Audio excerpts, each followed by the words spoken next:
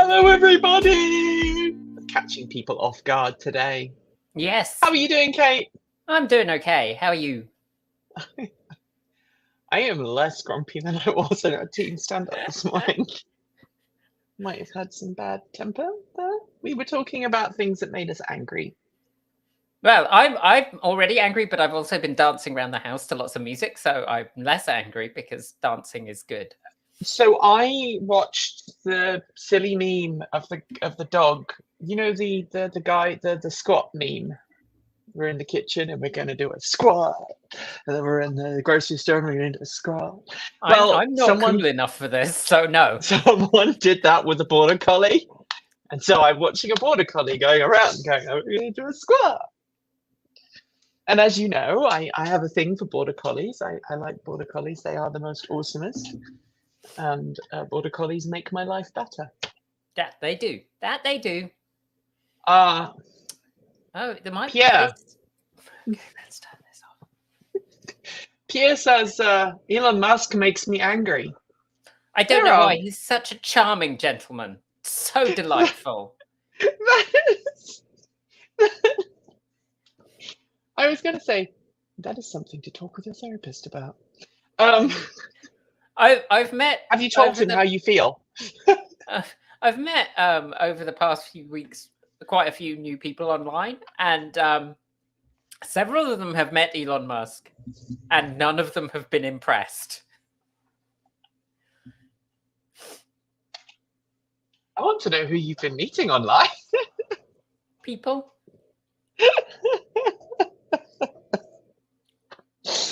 I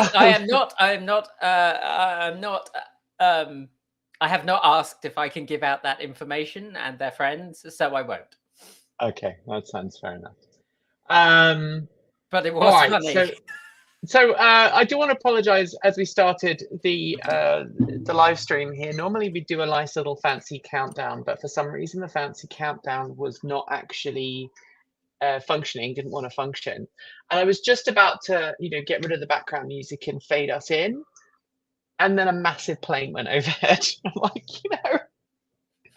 and I kept the mic open and Kate started typing. And I'm like, no! I was replying to the chat room. It wasn't that I was off doing other things. You've been doing inappropriate things in the chat room, Kate. You've been petting people. Look. If someone pretends to be a cat or is a cat or identifies in some way as a cat, they get pets. See, it's true. Lies. Morning from Saskatchewan. Yeah, good morning from Portland. Yes, and not Portland. And further north than Portland. So a couple of things. This is a big hangout. There's a lot to discuss today. Yes, I suppose there's going to be a little bit of Tesla stuff coming in here. But the first important things, follow the channel on mastodon.transportevolved.com/@. You need to have your own Mastodon account to follow that URL there. But then you can follow us and you can follow us individually. I am that one and Kate is that one. Those are our personal accounts, though. And you can also follow us on the official show one there. Yes, we have professional accounts on there. The personal accounts you'll mainly get they're spicy ranting about computers and my writing and politics. There may be occasional, just minor occasional mentions. I actually got very angry on politics yesterday. So, okay, so let's start because you've got some feedback. I want to go through some stuff that's been happening because I've been just feeling really irrationally angry at the world. Let's start by just saying, hey, it would be great. Oh, that's the wrong one. It would be great if we could get some more Patreon supporters. So we have an amazing group of people who support us through Patreon. They are awesome. We have still got about 1,500 people who support us over Patreon. And actually, we have more people supporting us on Patreon now than at any point in our history.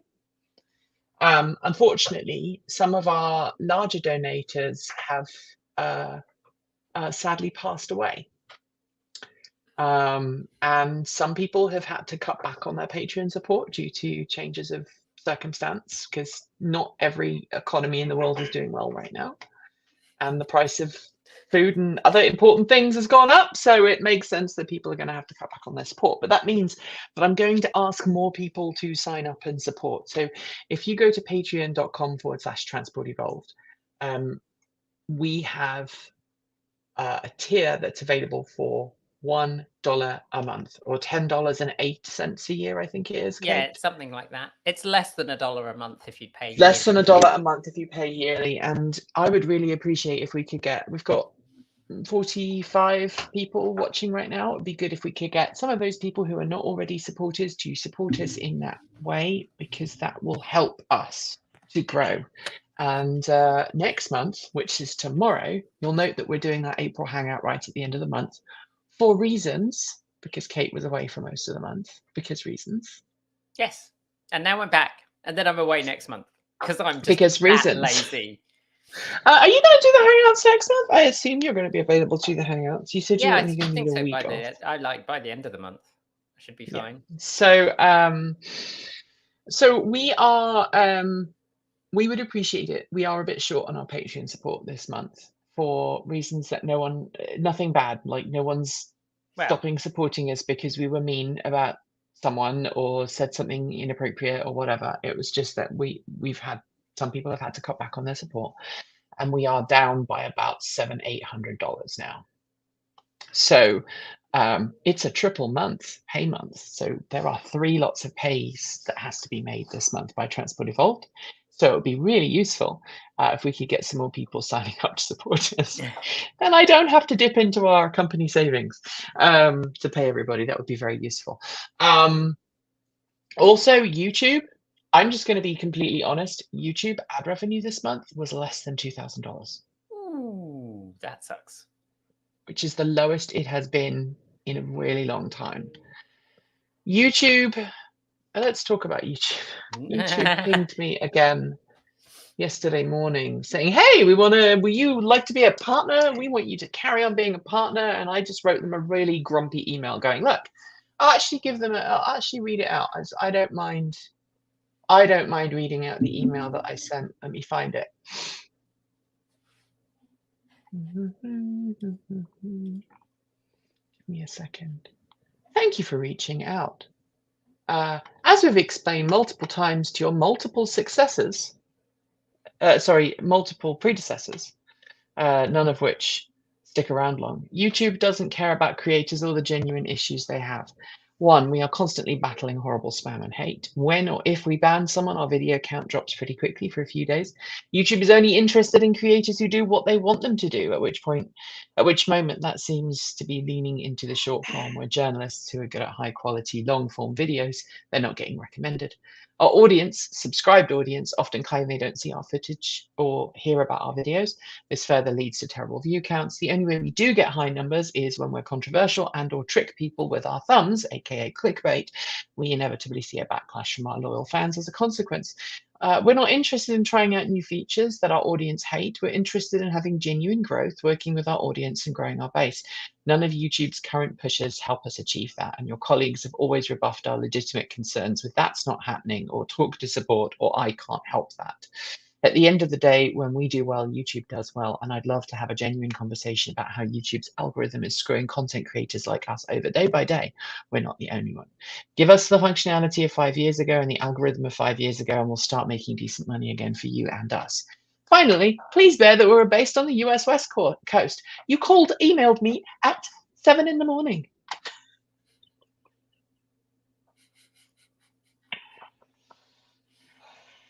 They're going to call you later, you know that. Also, they won't have anything to say or do, but they'll call you.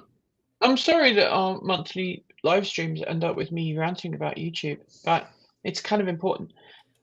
There's been multiple people who have got upset with us lately because we've included images of Elon Musk in our thumbnails for 10. At least 3 of those people, because it's a sizable number of people who are starting to get fed up with Tesla and Elon Musk. Understandable that you are having those reactions. That is okay. You're allowed to have those reactions. But there's lots and lots of people who are There are lots of people who are watching our content and thumbing down our thumbnails, giving our videos a thumbs down based on Elon Musk being in a thumbnail. I don't want to see Elon Musk in my thumbnails is basically what they're saying. I'm paraphrasing the various people who are saying that. But that is not how YouTube works. As soon as you give our videos a thumbs down, that video stops getting promoted as much. So if you want us as a channel to grow and to carry on making content, you need to stop using the downvote button indiscriminately. The downvote button, I personally only use the downvote button if someone is spreading misinformation or if they're being really absolutely abhorrent, you know, saying something that's not true, or they're twisting the truth, or they're not being genuine. I have to drop for a customer call now. Hopefully it will be quick. Good luck there, anonymous freak. I really need your all's help to keep us growing as a channel and to keep us growing as content. We have to cover Elon Musk.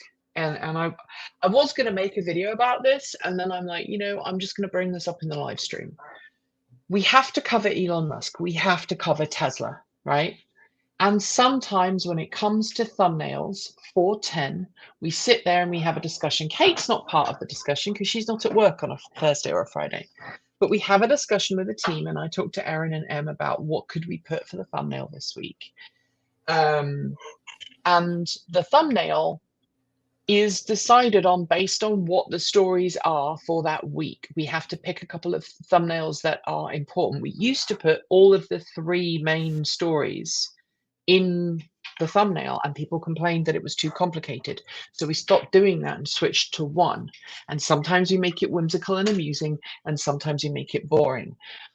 I am at the point now where I'm like, do you just want us to put TEN episode whatever? Because if you're gonna downvote because our thumbnail is of something you don't like, that has a much wider much wider implication to the video and how well it's received than just saying in the comments, please don't use this person in your thumbnail, or I don't like this person in my thumbnail because our new press card just arrived. Got it.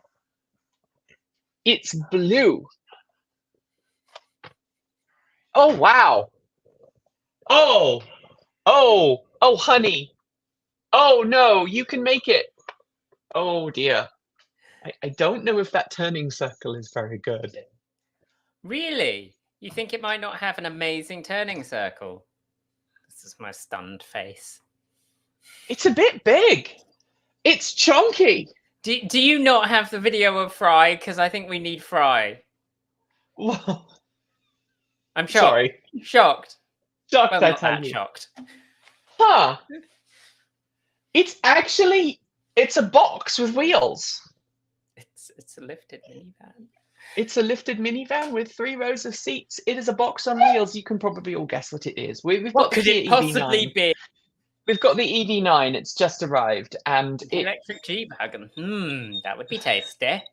Oh, that would be lovely. Suits Mercedes you. don't. Mercedes, I don't think are going to give us one. Maybe they will.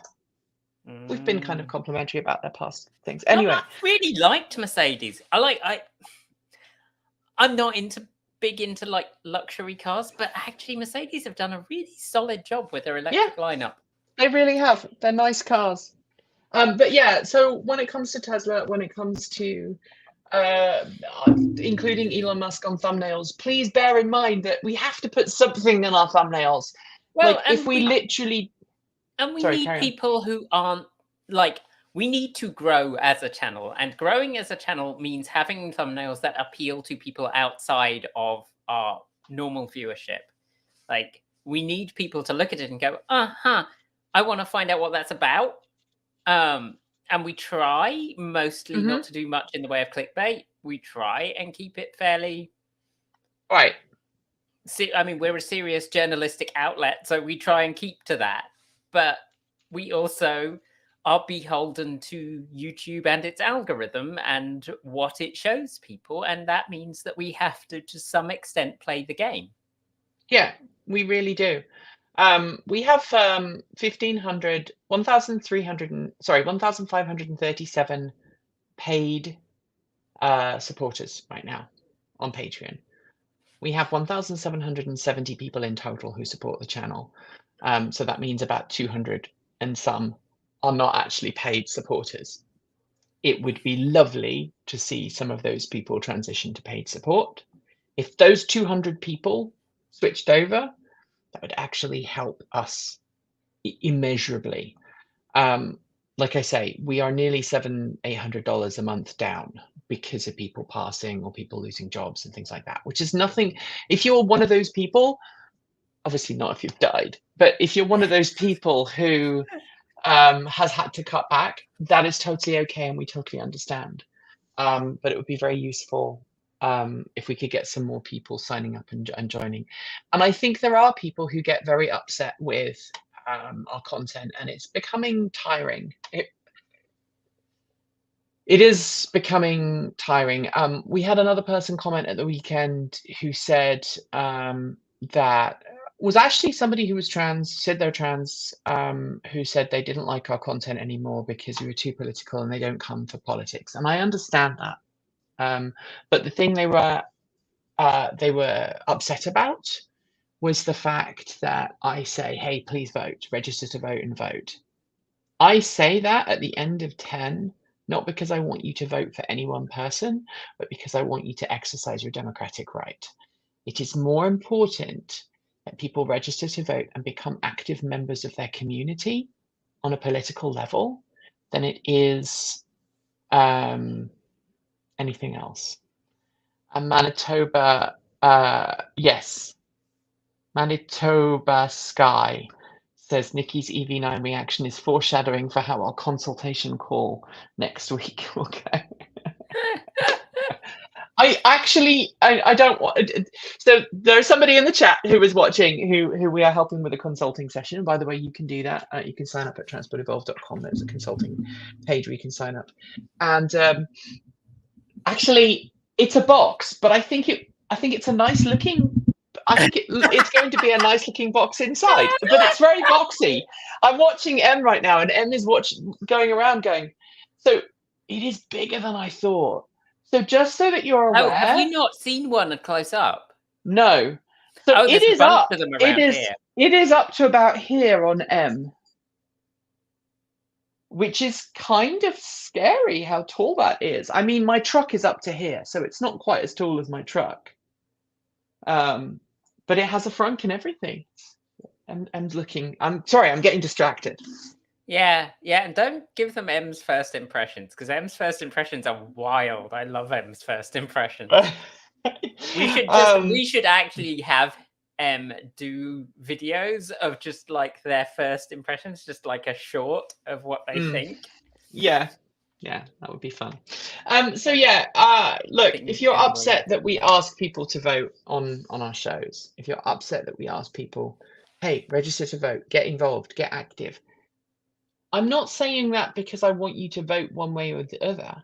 I want you to be able to actually examine your part in the society that you are in. If you go, oh, the world's too political, I'm not getting involved, or my vote doesn't matter, then you are self-selecting for that outcome. You have to be active and present in the world to make a difference in the world. That is my takeaway from that. What are you laughing for, Kate? The box is 90% packing peanuts. Oh, from Mike Wee. Yes. The box is 90% packing peanuts. I mean, in Sweden, we don't need to register. All that is over 18 get their voting cards in the mail, and then you go vote. Yeah, I mean, it should be that way. You should like default to. You can vote. And Michelle said, I love that you ask people to vote. I do, and I absolutely legitimately mean it. And I also want to be really clear. I don't think I don't think I hide my personal political beliefs. I have plenty of people who have different political opinions to me, who are in my life, who coexist with me quite happily. It is when somebody gets to the point of saying, I don't believe that you should have access to this because religion, that's normally the reason why I get upset, or because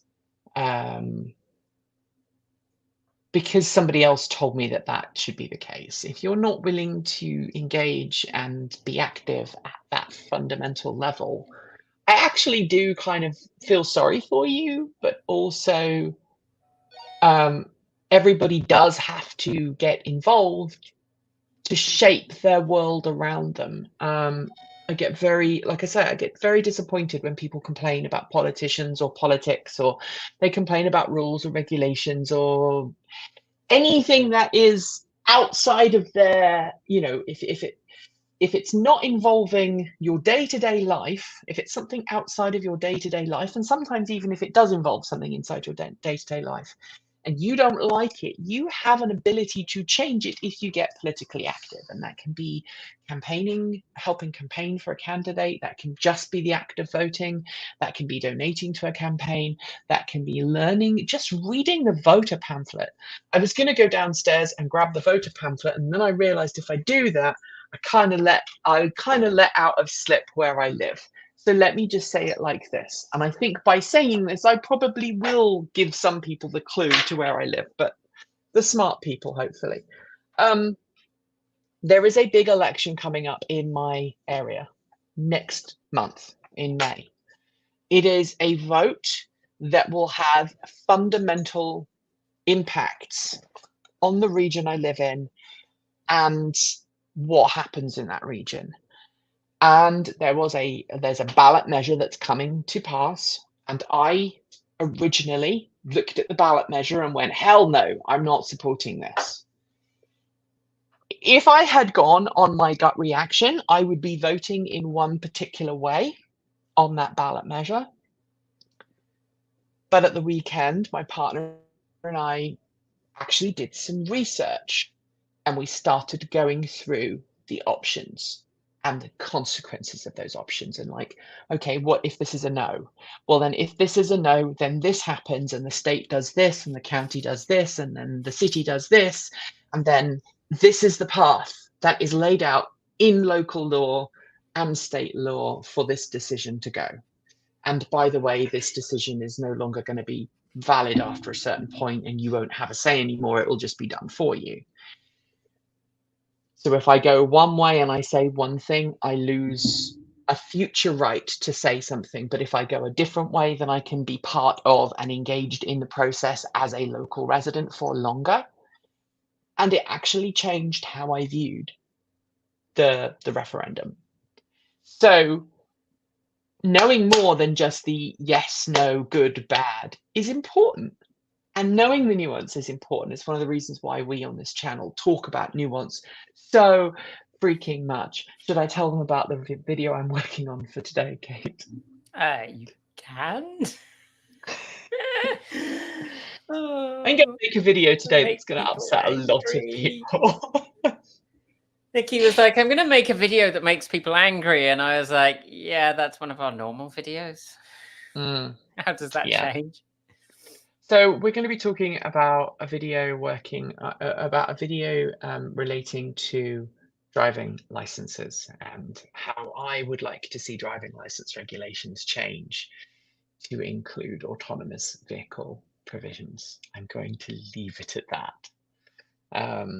Akin to instrument rating for pilots, akin to motorcycle regulations in the UK, and I believe Australia and New Zealand do it as well. I think Aotearoa does it. You have to have, so I know in the UK, for example, if you want to learn to ride a motorbike, you start on a small bike, and then you get, once you get to a certain age and you've had a certain amount of experience, then they let you go to a different bike, and then you go to a different bike, and then you go to a different bike. If you want to jump the queue and just, you're over a certain age, I think it's over the age of 25, or is it 27? I can't remember.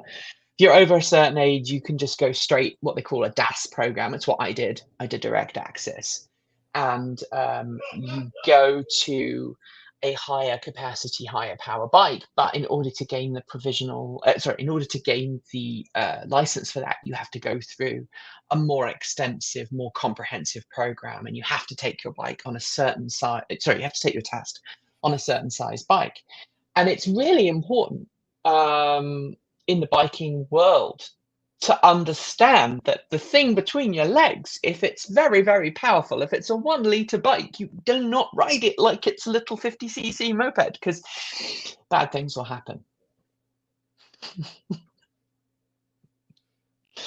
A homesteader going political on his channel, got a lot of bad criticals when he went political. Yeah. I mean, I think it's challenging, right? Because we're so used on YouTube to tuning in and watching people talk about one thing. But I am a fan. YouTube has always been about, yes, we're going to get to EVs, I promise. I mean, look, this is the thing, right? We talked about the EV9 for a hot second. But this is the thing, right? People go, I'm not going to listen to you. I don't care about what you think about those other things. We are humans. We can't just compartmentalize our life. It's not healthy. It's nothing. And I know, Tori, you weren't. It was just bad timing on your part. We love you. You're fine. But it's important for us to be able to bring in everything that makes us whole. And I think it's one of the reasons why people who like us, because we are exactly what you see is what you get. Like, we don't, I mean, I do, obviously there are certain things I keep offline.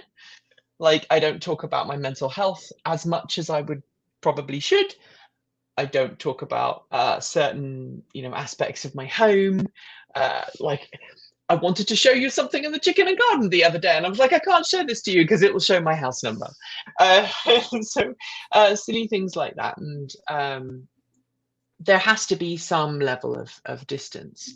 But there's also a level of comprehension that comes from being a bit more rounded in what you talk about and your views, that I think helps people understand that you are a real person with real views and real fears and real challenges, and that makes you, I think, a little bit more approachable. I think so. I think than a content creator who just goes, "Oh, look at me, we're doing this cool thing, and it's never down, or it's never bad, or it's never." Yeah, I think it produces more rounded content for us. But also, I think there's an element of, like, politics, particularly at the moment, is really going to affect the transition to EVs. Right now, like, don't. Politics really affects transitions right now. So...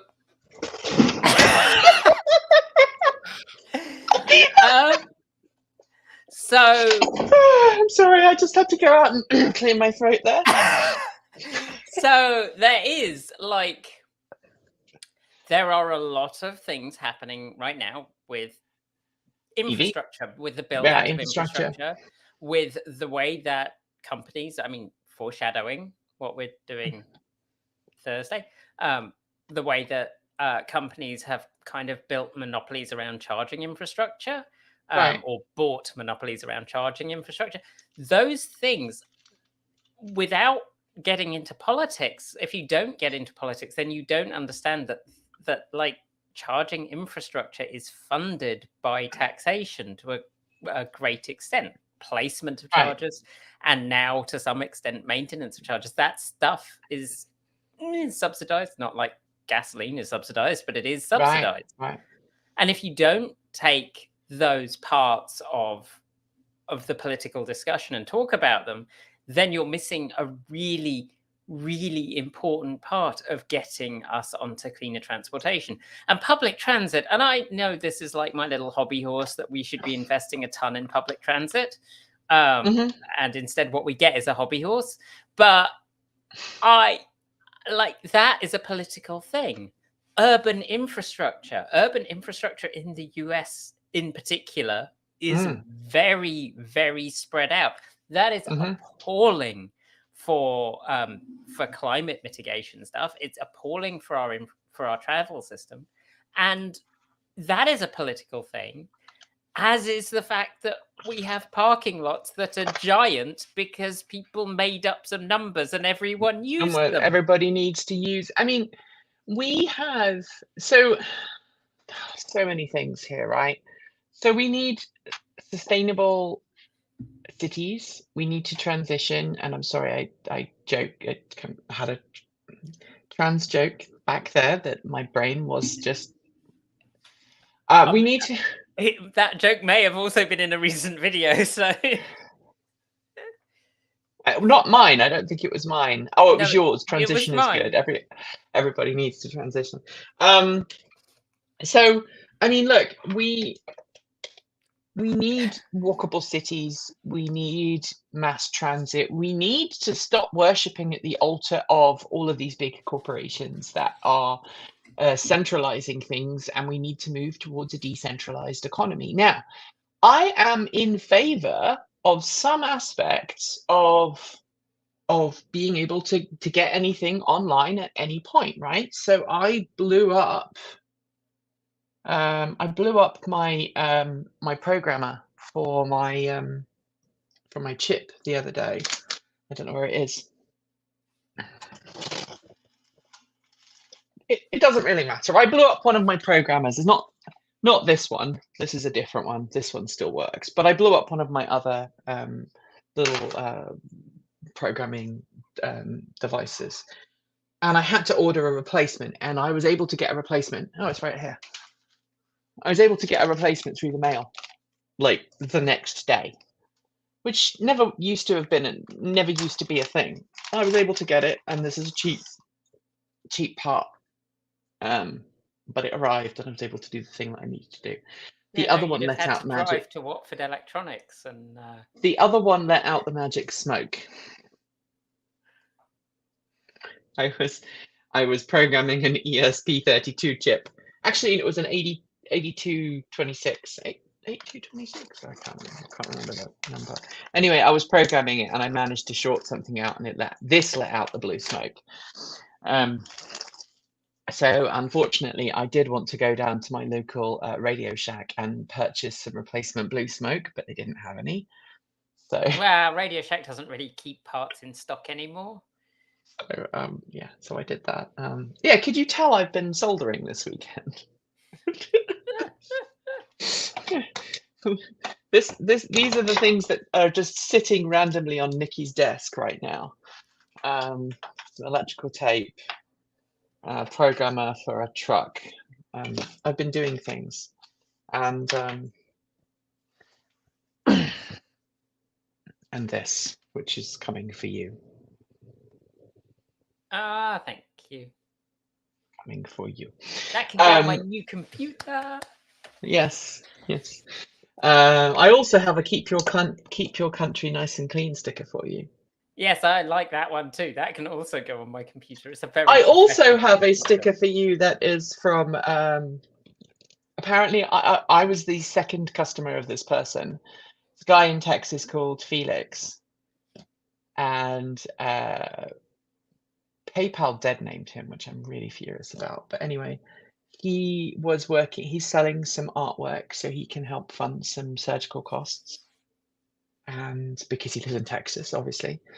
And I bought some Molly Molotov stickers, which is great. I'll give you one of those as well. Oh, good.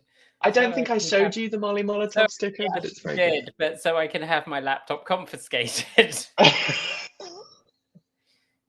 Fine, it runs. Anyway, in it. Back to EVs. So yeah, we need to have cities that are more focused, and towns and villages that are more focused on community and less focused on being sleeper cities, right? And I think now that internet capabilities have expanded, we're seeing more people getting access to good quality internet at home. and Except the in the ability US. of people, unless you want to be a hypocrite like I am. By the way, I still feel bad about that. I still hate that, and I am looking for an alternative as quickly as I can. For those who don't know, I have Starlink, but I also have a local internet provider. Unfortunately, the local ISP is not quick enough for downloading files that we need for 10 and all the other shows we do. So I do still have a Starlink subscription, which I do not enjoy, but it's the only way of doing that and living out here, unfortunately. And then living out in the country is safer for me than living in a suburban area, I find, because I have lower interactions with people. If I have lower interactions with people, I'm less likely to encounter someone who is a dick. So that is my juggle, unless I want to go and live in a very, very, very liberal place. And Portland is not as liberal as you might think. Like me. I live in a very, very liberal place. Yes. So, yeah, PayPal won't let me change my name. Yeah, I think I ended up setting up a new PayPal account at some point. PayPal are a pain in the butt. Yeah, better internet. Yeah. Yeah, I mean, so like we don't talk about how much I pay for my really, really crummy internet connection. But you pay almost as much as me, right? I think I pay like $100 and something a month for. So I pay for whatever it is, like. I can't remember. I'm gonna actually have to give me a second. I pay $110 a month for the Starlink, and then I think the other one is 100 and some as well. One comes out of my personal account, and one comes out of Transport Evolved's account. That's how we split it. Anyway, so EVs. EVs, yes. Let's talk about Elon Musk has fired a bunch of people, apparently. Yeah, that's a bit interesting, isn't it? Someone sent me a meme this week about Tesla using cars, computers off, and I couldn't find any corroboration of that, so I'm not even going to talk about that. But if you were the person who sent that to me, please tell me if there's more than that. Yeah, the entire supercharger team has been laid off. Yeah. So let's talk about this, because I am genuinely worried about what charging access is going to look like in North America. So we've got this whole switch over to NACS. We've got most major automakers pledging to switch over to the connector. NACS is now a standard, so I believe it has now been made I don't believe that Tesla can take it back, right?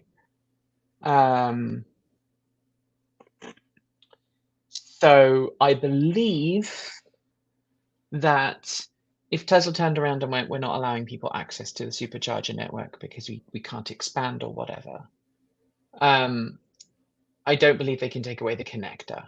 But I am starting to worry that if they just laid off the entire supercharger team, what does that mean for the transition for NACS cars to Tesla supercharger? And moreover, what does that mean for the expansion of EV charging in general? Because we're starting to see other companies. I don't want to preclude the video you're doing on Thursday, Kate, but watch the video on Thursday. Yeah, I mean, this is the thing. The enshittification of the charging world has begun. How about that? Well, it was already pretty ropey anyway. Like the connector, I'm not too worried about, because yeah, it's a standard, and Tesla have let that genie out the bottle. It's too late. There are other companies that are able to produce the connector and are producing the connector. I do have some concerns about like the fact that when you first have these rollouts, when Tesla first opened its network in Europe, you saw multiple instances of exactly the same problems that we've seen with every other charging provider, which is that someone pulls up in a car that hasn't been sufficiently tested, and then it doesn't work. And it doesn't work because if you get 10 engineers in a room with a standard, then you get 10 interpretations of how that standard is right. I mean, and it could be anything simple, like I want you to make this particular thing 25 millimeters long. If you don't specify 25 millimeters from this exact point, they will interpret it differently. And it's the same with the communications protocols. It says, you need a timeout of 25 milliseconds, but 25 milliseconds from when to when? At what point are you initiating that 25 milliseconds? So yes, XKCD 927. Yes. Look it up if you're not familiar. What worries me is that if Tesla has laid off a significant portion of its supercharger team, when we right at the moment that we suddenly have Ford and Kia and all these brands being like, oh, we can plug in, how is that going to affect their reliability? And I don't know whether this is one of those things where Tesla has said, oh, you can have access and your team gets access to the protocol, but you can't, or well, not even the protocol, because they've actually said you have to use CCS over it. This comment right here, this drives home the point about the intersectionality of politics and EV adoption. One company to rule them all with US chargers, perhaps not ideal. This, so much this. I didn't swear. Well, I swore if you're deaf. If you're deaf and you lip read. Don't even get me started on that. No. There was a politician in Oklahoma who has said, so in Oklahoma, it is legal for teachers to hit students, physically hit students as a punishment.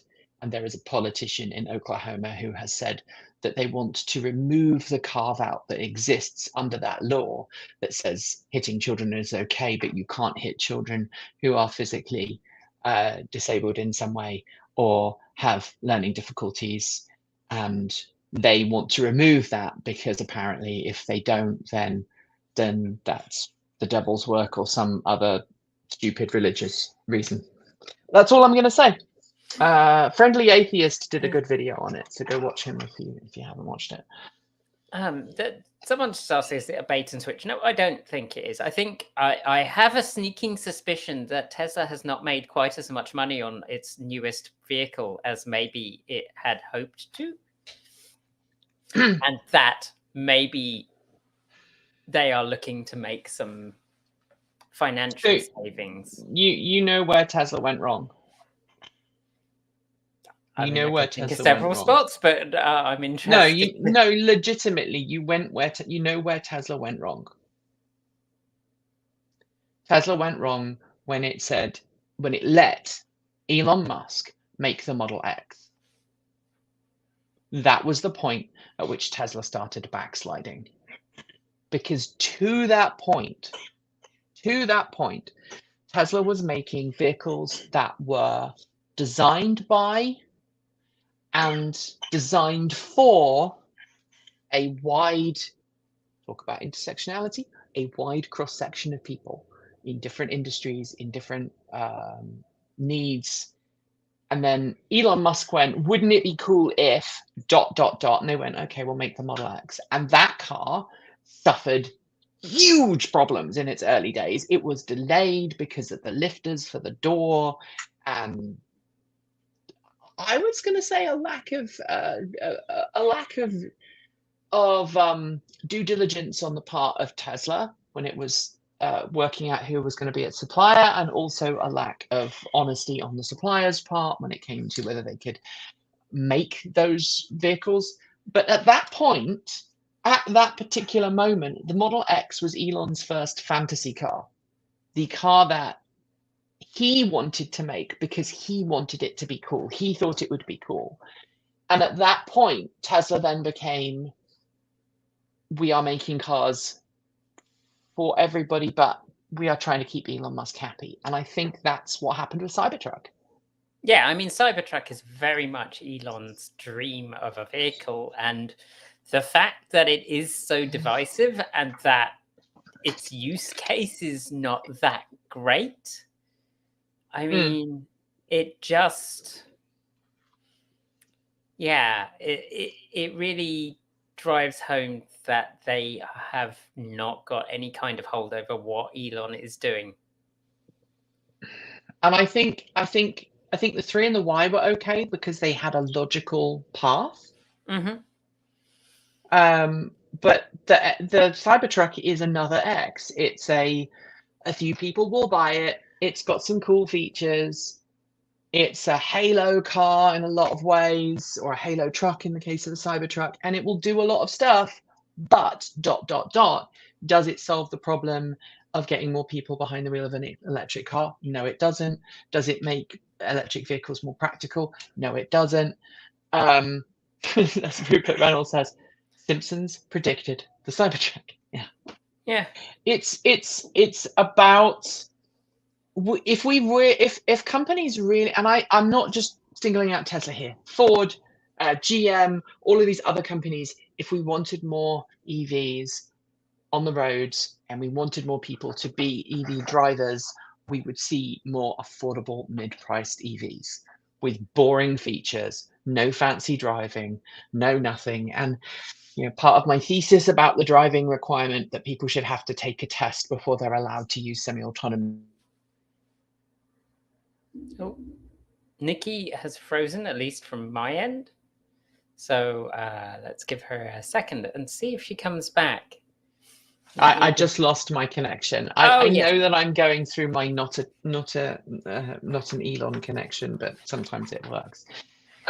So it is the challenge of that. I don't know how much of that you heard, but we need EVs that are affordable and free from gimmicks. And as I was alluding to earlier, with the whole concept of needing EVs to be needing people to take a driving test specific to autonomous, or to get a endorsement that covers them for semi-autonomous functionality, is important, because most people don't understand how those systems work. And if you don't understand how a system works, you get yourself into trouble. Why do so many people get viruses on their computers? Why are so many people scammed? Because they're not educated, right? And yes, there are a small number of people who fall victim to scams, who are educated and who are aware of the risks, and no one is infallible. But at the same time, if you are better prepared, if you are better educated, you tend to have a better outcome. People who there's plenty of data that shows that, for example, safe sex. If you educate people about safe sex, if you educate people about whether that is as an adult, as a teenager, whenever you deem is appropriate, if you educate and you give people the resources they need to make smart choices about their future and their personal bodies, they are more likely to make smart choices. If you don't tell them, or you give them half information, bad things happen, right? Yeah. I mean, let's talk about Ireland for a second. Ireland had some issues with seatbelt wearing for many years.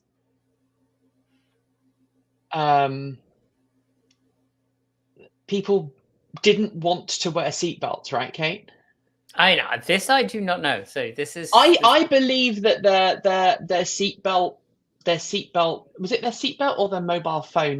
They did those very, very graphic PSAs.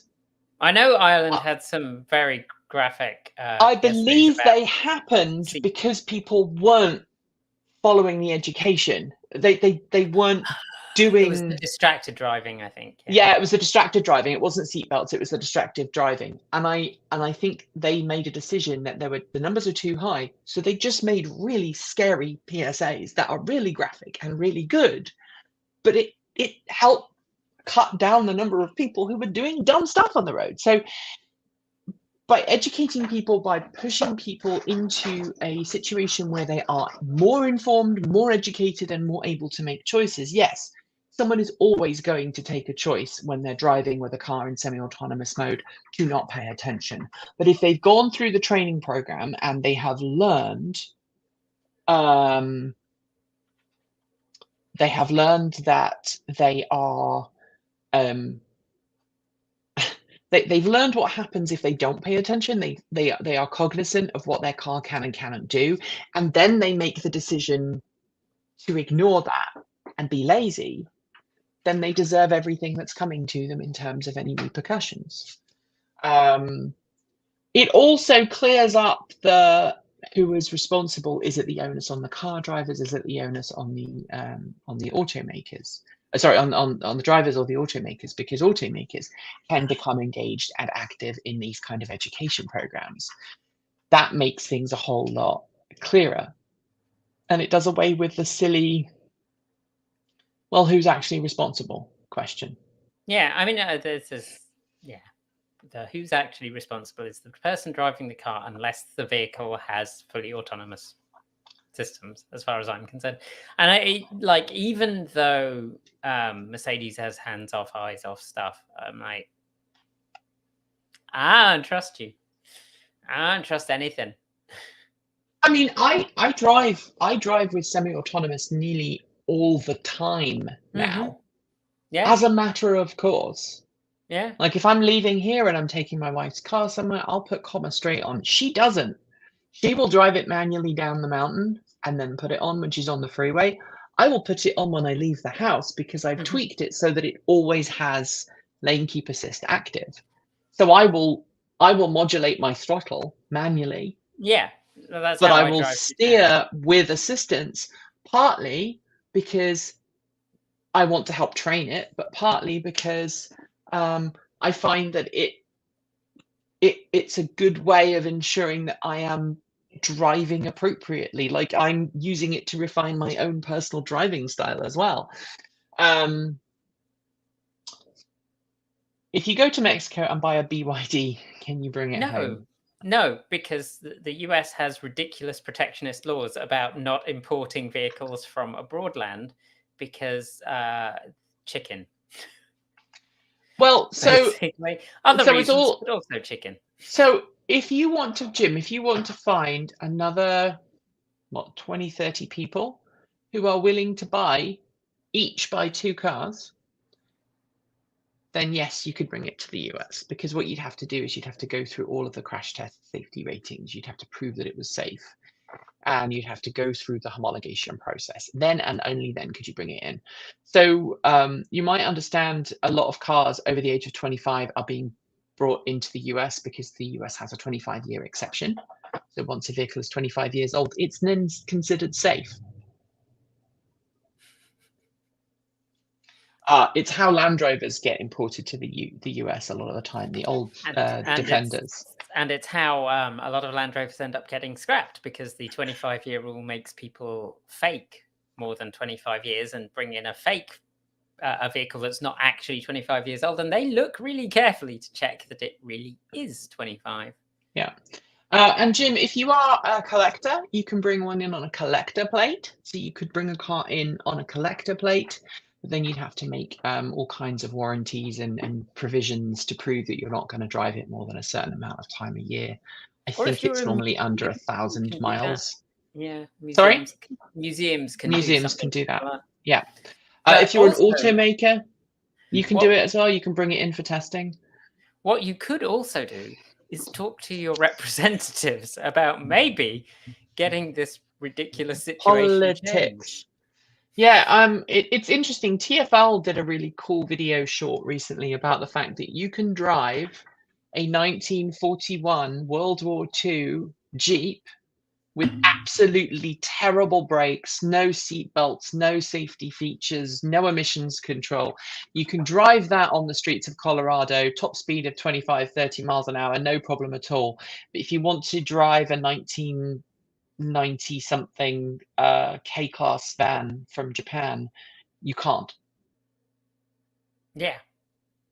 And as Chris said, you can bring any car over that you want. You just can't drive it. That's how we're seeing a lot of these Chinese EVs coming over, like the Shenli, even the little tiny thing that I know that Sandy Munro did a lot of stuff with one. You can bring it over. Jason Torsinski from he's Jalopnik did it. They brought those over as basically as off-road vehicles. You can bring any vehicle over as an off-road vehicle and drive it, but you can't. What was that company that got very unhappy with us? Chinese company. Coda? Do you mean not Coda? Candy. Candy. You mean Candy? Yeah, Candy. That's how they brought their pickup over. Is they just said it's an off-road vehicle. It's. I mean, all right. So let. I'm just going to put this up here. I don't know. I think this is in relation to an earlier comment, but I just want to comment here on charging cables. Tesla charging cables are heavy. CCS charging cables are heavy.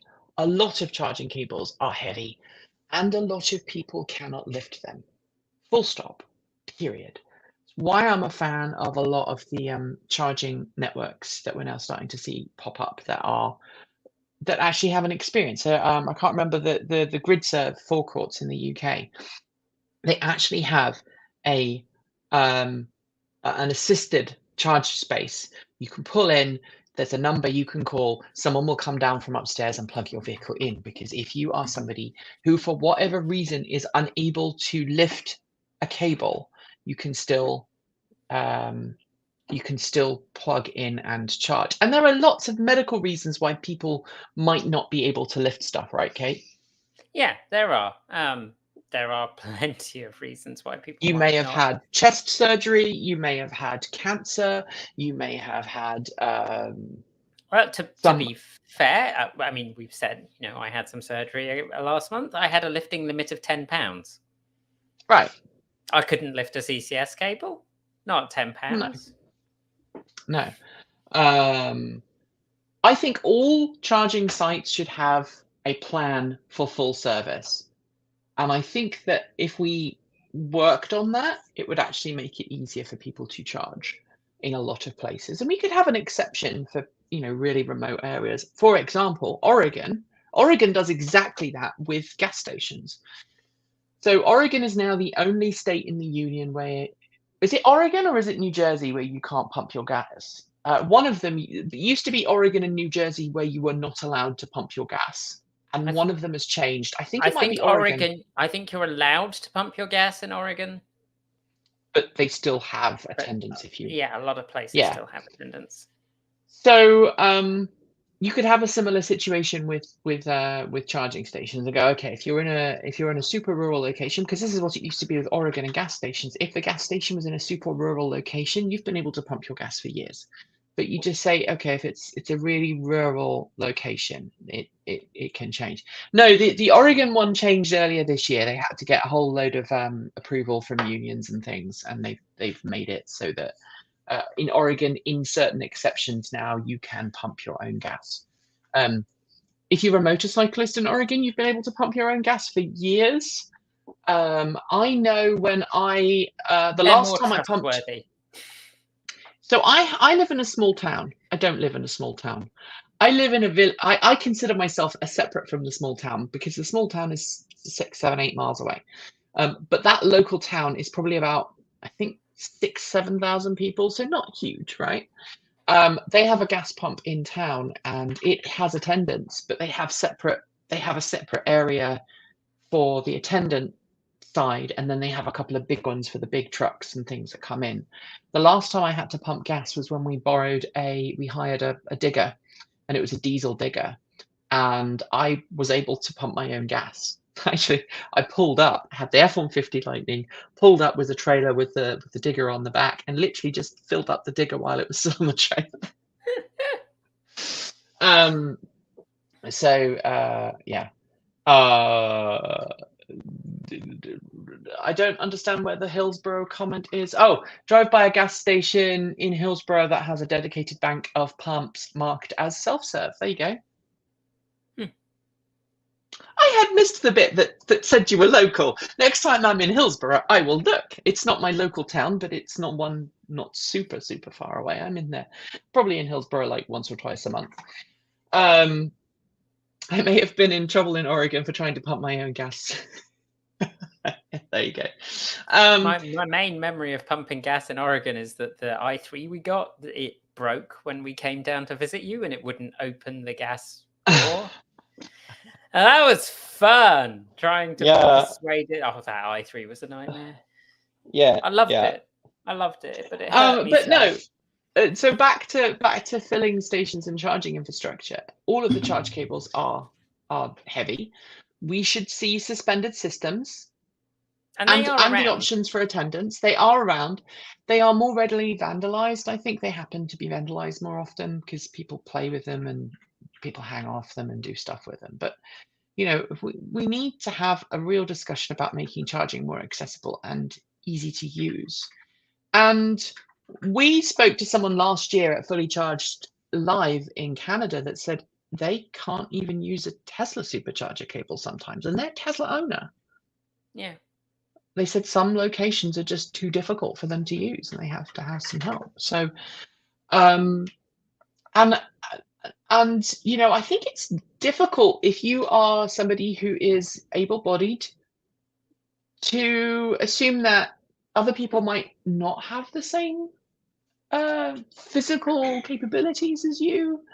I am learning personally, my body is much different to what it used to be. No jokes, you know, no puns intended. Ever since my truck accident, I have lost about 50% of my thumb's strength because I damaged all of these muscles here. And I also damaged this hand as well. I don't know if I'll ever get rid of this. This is from my accident. It's like a dark hot spot. It's not been that long. You've got years. But I have now had confirmed that I have fairly advanced osteoarthritis in my thumb, and I exacerbated it in the accident. I regularly get a lot of pain in my thumb. I have for years, but it's got a lot worse since the accident, to the point that now I can't readily, easily, like this cup now is fine, but if this cup was full, I would be drinking out of it with this hand because I don't have the strength here to grip it hard enough. Things like that do affect my ability to interact with the world. And like when I'm using a charge cable, I now use it with the left hand instead of the right hand. Things like that make the need for universal design more important. And if you don't know what universal design is, go look it up. There's a really good book. Can you remember the name of the woman who was kind of considered the mother of universal design? And I can't remember what her name was. Not off the top of my head. She was, I mean, she is now in her 70s or 80s, I think. Maybe someone can remember. Yeah. She very famously worked in design, and she wanted to understand age-related constraints on the human body. And so she actually got a friend who was very good with prosthetics and costuming to make her an old lady get up, basically. So in her 30s, she was experiencing the world as if she had osteoarthritis and all these other things. And she was the person who argued for universal design. And that's something we are really, really, really, really big on.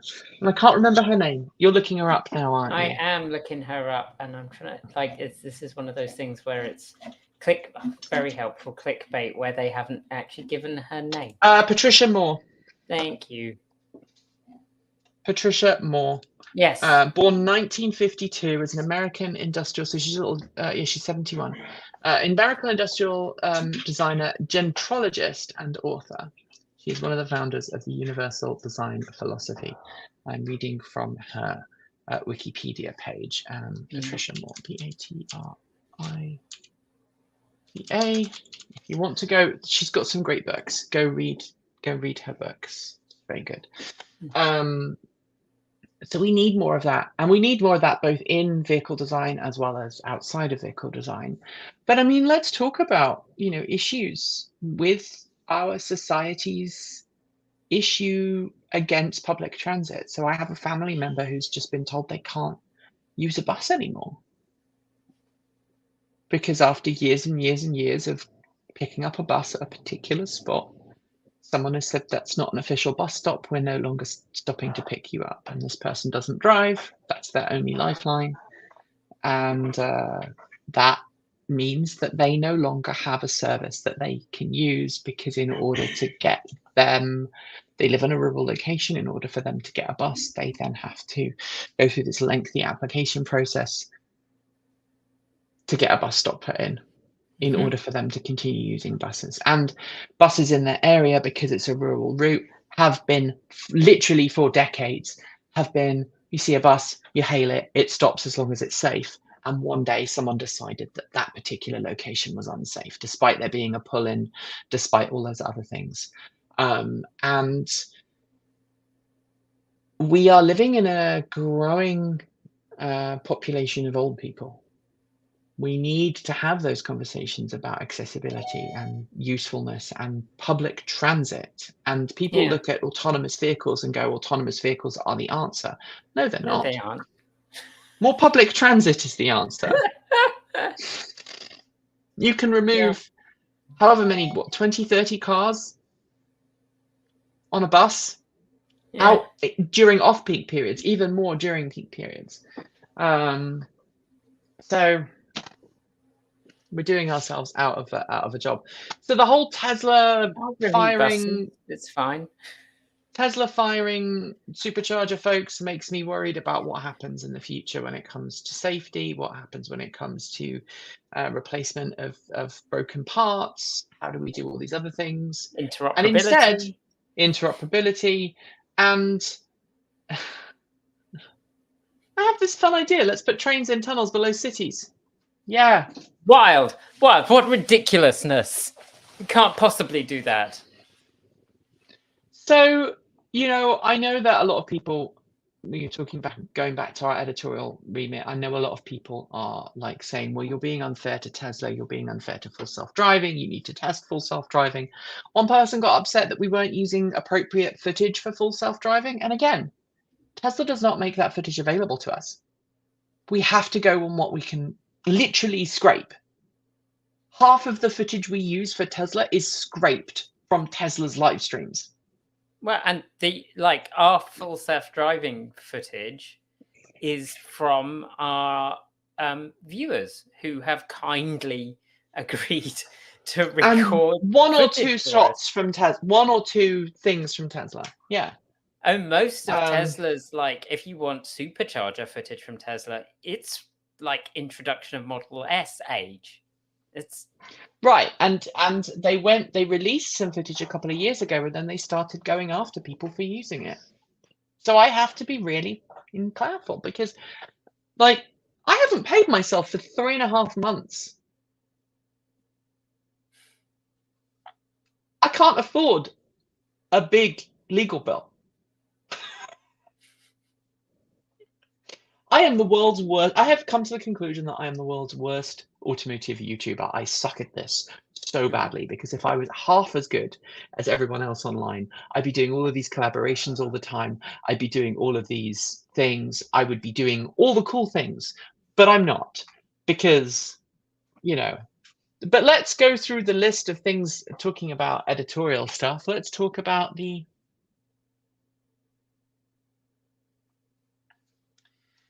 So I'm just going to read you this. This is the quality of the pictures we get. Hello, Transport Evolved. Good morning. I hope you are doing good.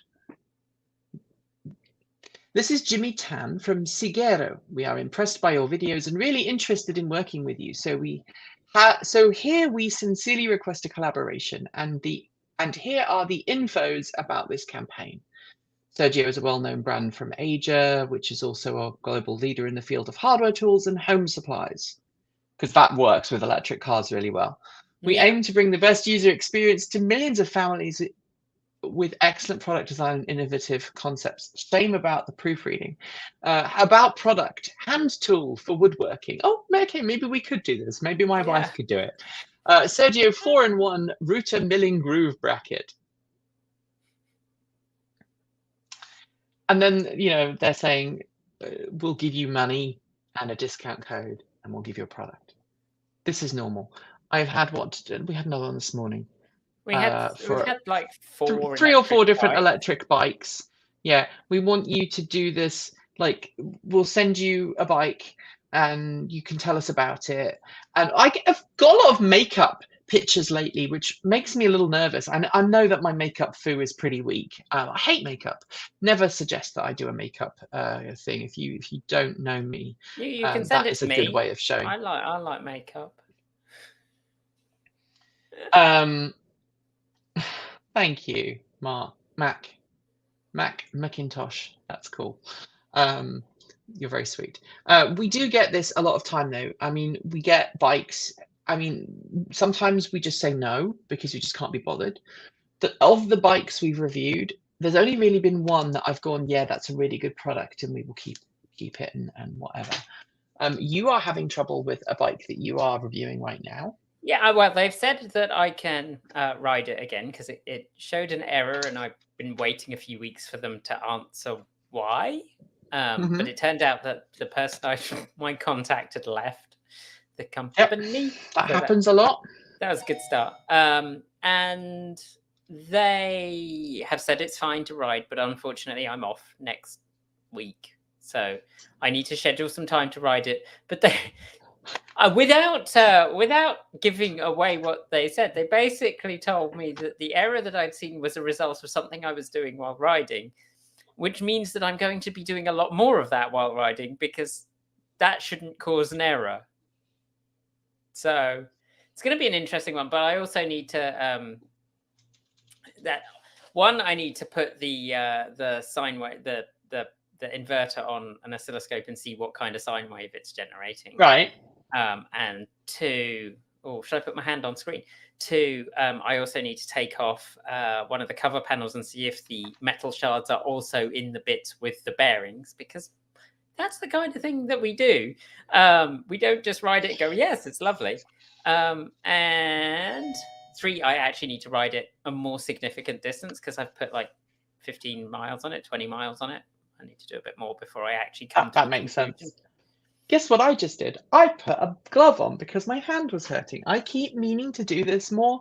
Someone was really funny about me wearing gloves a couple of months back in a video, and I was like, oh, maybe I should just not wear gloves. And I'm like, if my hands are hurting and gloves help keep them warm and stop them from hurting, I should wear gloves more often. So I'm going to be better about that. But yeah, we get a lot of weird ass pictures. I'm trying to find more. We get a lot of EV charging stations as well. Oh my god, we've got so many. There's someone you can go and look at if you want a review of an EV charging station. We do them occasionally if they're interesting, but yeah. I do miss the pictures we used to get around CES because they were the most fun. The best one was when we were offered sex toys. Yes. To review. Yes. That's what I mean by the most fun. So to be, I don't mind discussing this. I am not a particularly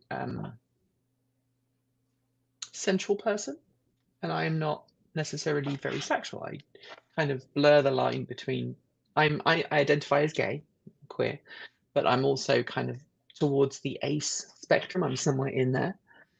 And so that kind of thing, I just look at it and go, well, that's pointless. That's stupid. Why are you asking me to do that? And everybody else on the team is cracking up. And I'm going. I'm like, that's fine. You can send that to me. I'll review it. It'll be great. We'll have an OnlyFans channel. So there we go. But no, we get a lot of stupid pictures, and they're getting more and more and more, and YouTube is not helping us. And so that's why we're saying, hey, if you'd like to support us through Patreon, we really would like it, because it would make a big thing. Very angry dogs are trying to gain access to the studio again. I let them out earlier on, and then now they want back in. Coming up though, we do have some good stuff, and I do want to talk very briefly about charging stations for EVs again. So for those who know, we had the NLX charging station, the juice boxes. One of them is off the wall. The other one is actually charging either M's car or Kate's car right now. Not my Kate. The other Kate.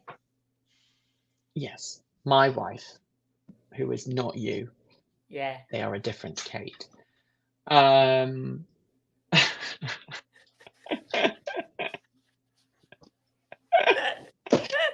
Oh, anonymous freak, you're a sweetheart.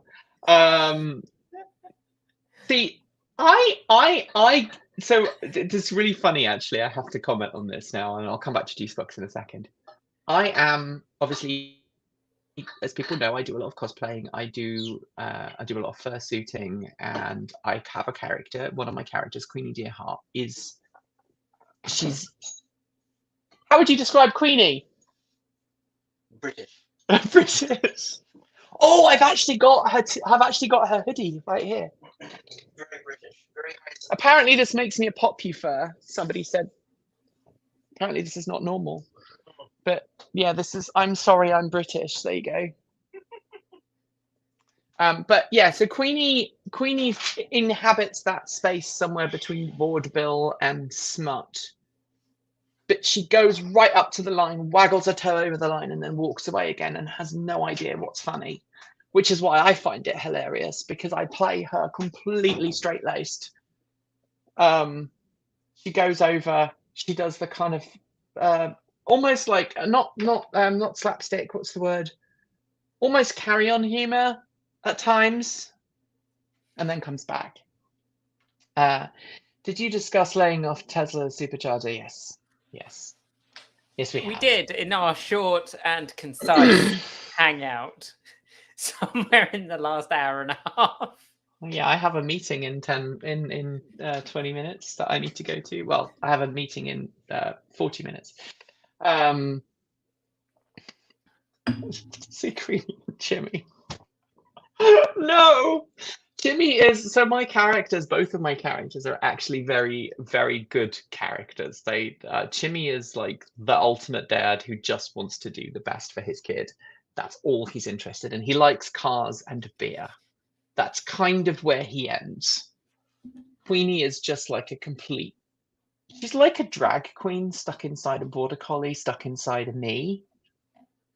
That's probably the best way of putting it. She says all the stuff that I am too afraid to say in the real world. There you go. Anyway, so open source stuff with the JuiceNet. So we opened it up. If you do not have an iFixit toolkit, go get one because they're awesome. And a lot of people were like, oh, there's an AppMail chip on there. You're quite right. There is an AppMail chip, and I could learn how to hack that and code it. And that would be fine. I could probably find, it's one of the Square packages, so I don't have a programmer for that, I don't think. But someone did say they saw a GPIO pin on the board. I didn't think it was the GPIO pin for that, but do I have a Square pin? I have a couple of these clampy things, but I don't have any Square ones. I don't think I've ever programmed a Square IC before, have you?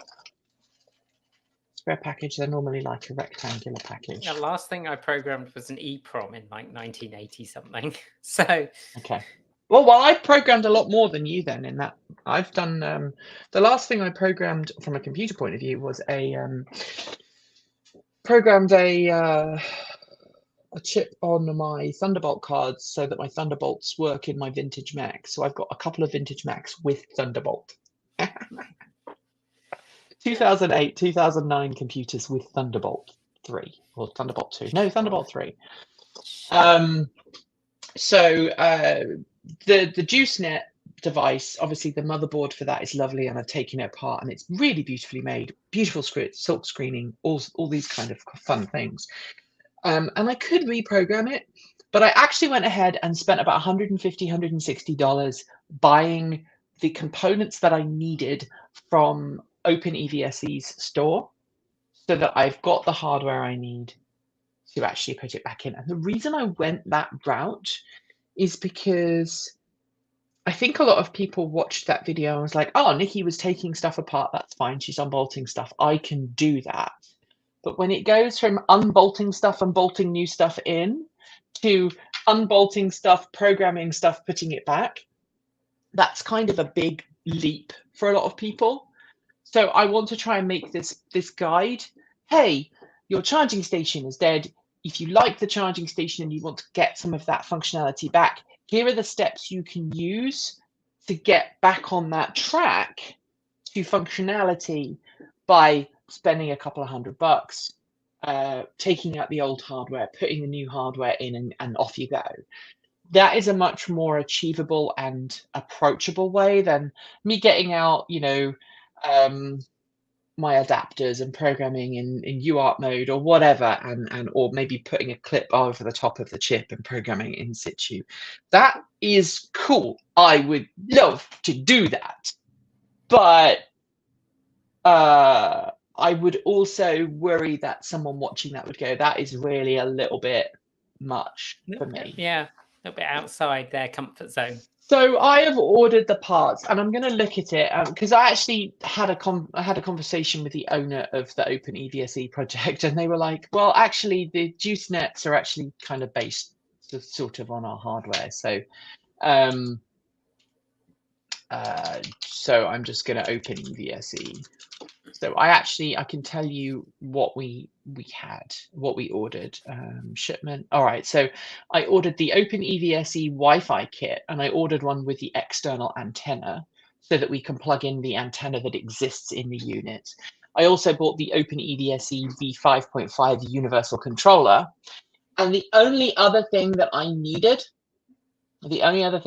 was a 50 amp relay, basically the contactors, because that particular unit has got dodgy contactors. So I might as well replace them while I've got everything out. There's no reason for those relays. You can use the existing ones, but with those two things, I'm going to get back pretty much all of the functionality that I lost when NLX forced an update on me. And there are some great projects out there that can block, like you can set up like a proxy to block your charging stations from calling home and keeping the old. Oh, we've lost Nikki again. And just when she was selling everyone an Open EVSE, which is fair because my Open EVSE is lovely. You disappeared. And, I did. I was just laughing. Dodgy contactors, you say. Whatever could you be talking about? So Anonymous Freak, for those who don't know, has basically two slightly newer juice boxes in a very similar setup to mine, and they were having some issues with one of them not working, and I literally just went, just go and whack it. So they went outside and whacked it and was like, oh, it works now. Percussive maintenance. It's a well-known technique. Don't you have an in-house programmer? Oh, my wife? My wife's not really into hardware. She's more of a front-end developer. She's actually working on a really big top secret project right now for a pretty large company. She works for a company that is, she works for a large company, and that large company is working for another big company. And something she's working on is going to be like pretty much everywhere in this big chain very shortly. And it's kind of weird because they had to send her something to put in her office that is from said company, and I walk into her office and it's like, oh, I'm inside a whatever store. It's kind of fun.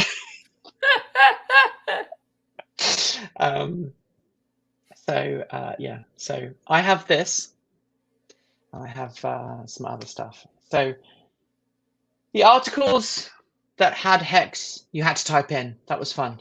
Learned about the T command from that. Which one was that? Was that you doing that? Me? Yeah. No. Did you have to type in? Maybe I did that. Oh, yes. You're talking about the Ford one when I programmed the Ford. Yes. That was with ForScan, not the other word that sounds like ForScan. I nearly said it. Yeah, so I have currently got my truck programmed. There's a new feature on the F-150 Lightning that they don't make available. It is an ability to have, if you're towing, if you put a trailer on, it will give you the feed from the left or the right indicator when you indicate in that particular direction on the center console when you're towing. And I activated that a while ago. It's very good. very useful. I wish it was active all the time, but it only pops on when you need it. So there we go. What's this? I mean, at the time Romeo and Juliet was written, Juliet would have been played by a man. Yeah. In fact, do you want to know? I don't think you know this, Kate. Do you want to know what my university dissertation was on? Yes, I do. I don't actually know this. This is going to be news to me. So it actually is relevant to the Romeo and Juliet comment. It promise you won't laugh. When I laugh. It was entitled "The Rise and Fall of Castrati in Baroque Society."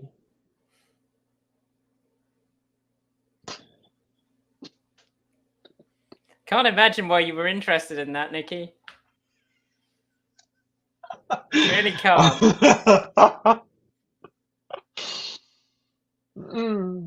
No clues. There were no clues. And it kind of went into we discussed matters of feminism, religion, because I think it was St. Paul who said that the women should be silent in the churches, and it was him who actually started off the whole castrati.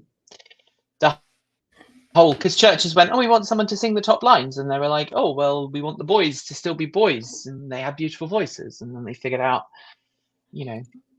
let's make a castrato. And yeah. And the last castrato, I mean, it was a practice that was outlawed for very early on. Really, it was kind of by the time we reached the classical and romantic musical period, they were kind of frowned upon.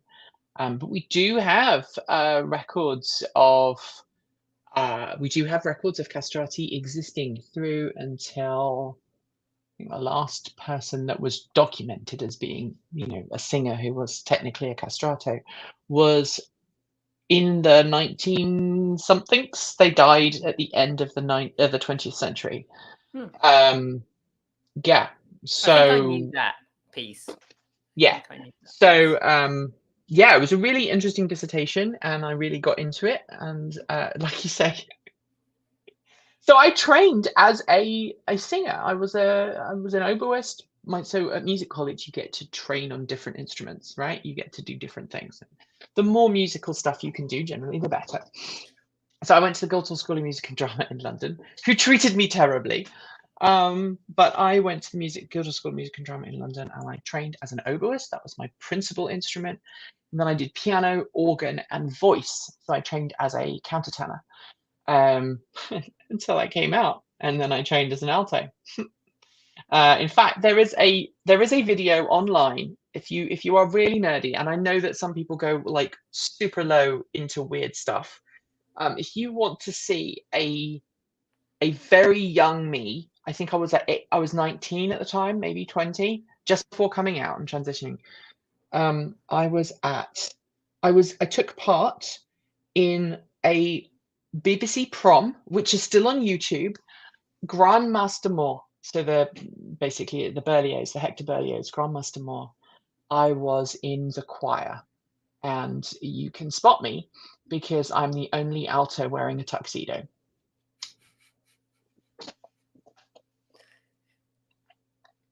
That was the last time I performed in public like that. It's on YouTube. I found it a couple of years ago. Am I an ex-organist?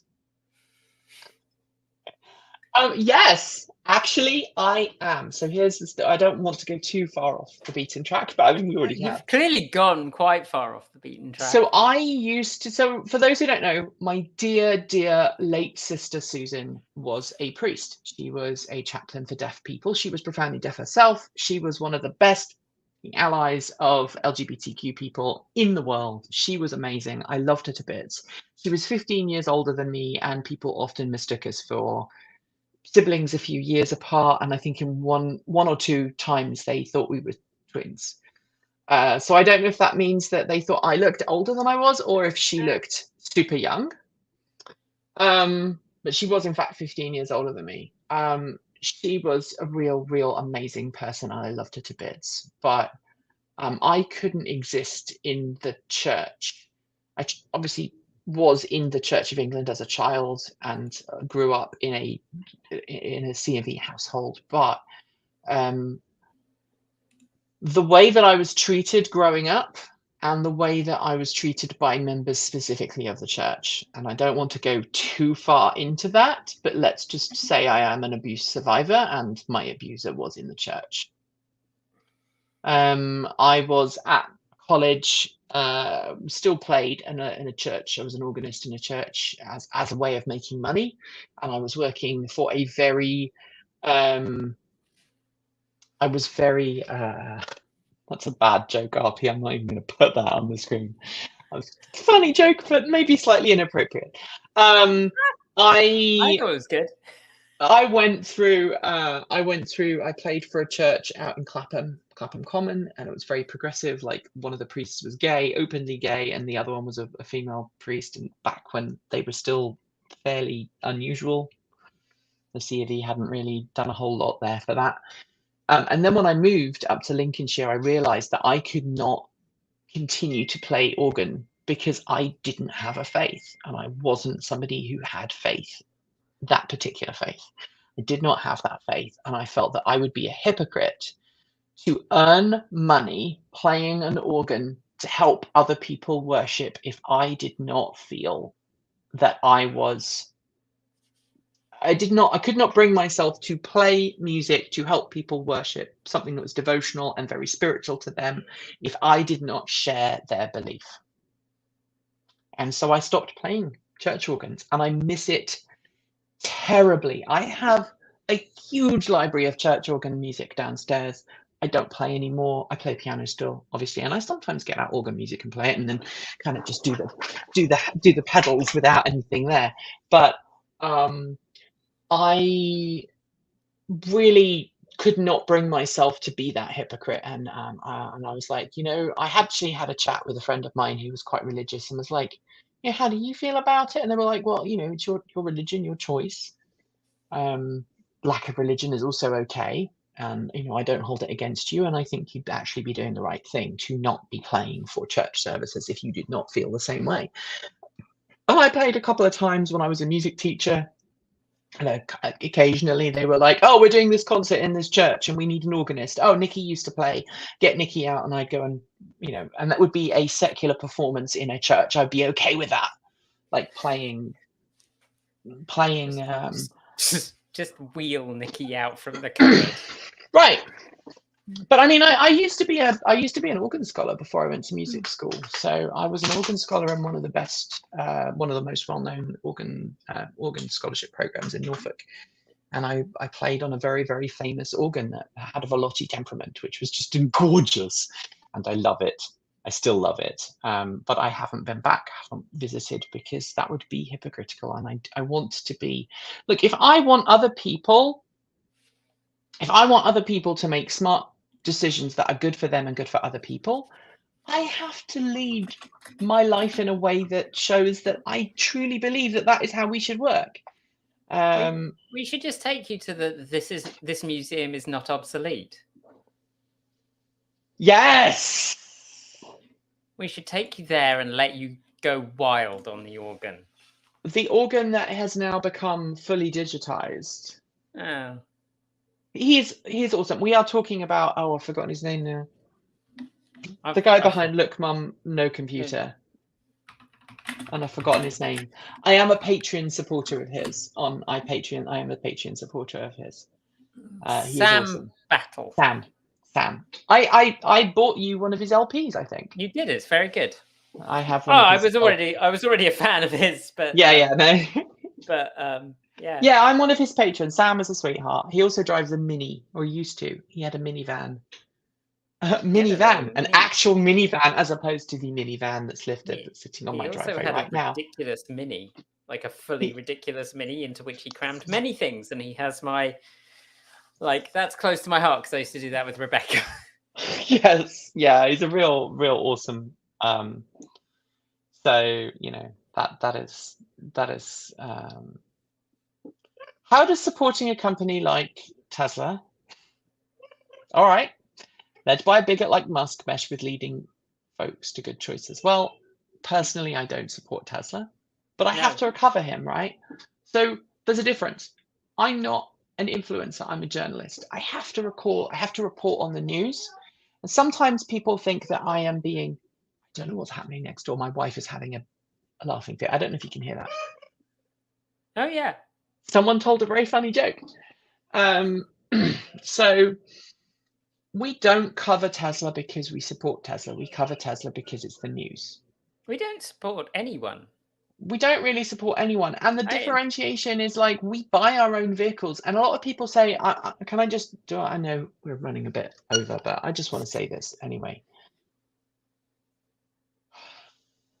Lots of people, and yes, castration is horrific and fascinating in many ways. It is horrific. But back to Tesla. We buy our own vehicles and we have our own vehicles on our fleet. And I want to be really clear because a lot of people have accused me of this.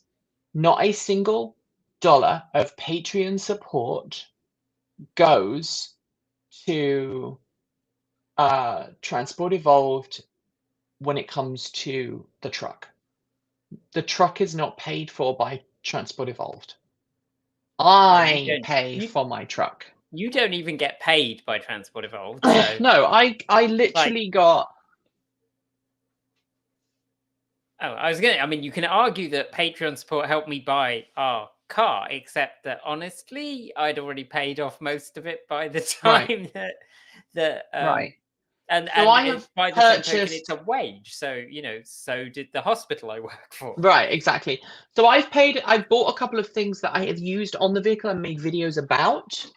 But the vehicle itself, it's my wife and my truck. We qualified for it using our tax return, and I pay for it out of my own pocket, out of my wife. So my wife has a good job. She earns a decent income that covers our expenses. And that's how I can not pay myself sometimes. But some months it's tight because I don't pay myself. When I was paying myself $2,000 a month, which I was able to do at one point, we had a lot of extra spare cash. It was nice, and I could actually do stuff. And we can't afford to do that anymore. It's why the bike is still sitting downstairs, and it cuts me to the core. We need about $4,000 to put batteries in and put a new charger in. And I need to raise money for that. We've got some consulting coming in that we're going to be doing. Bring back pre-shorts YouTube. Yeah, we really do. I really agree.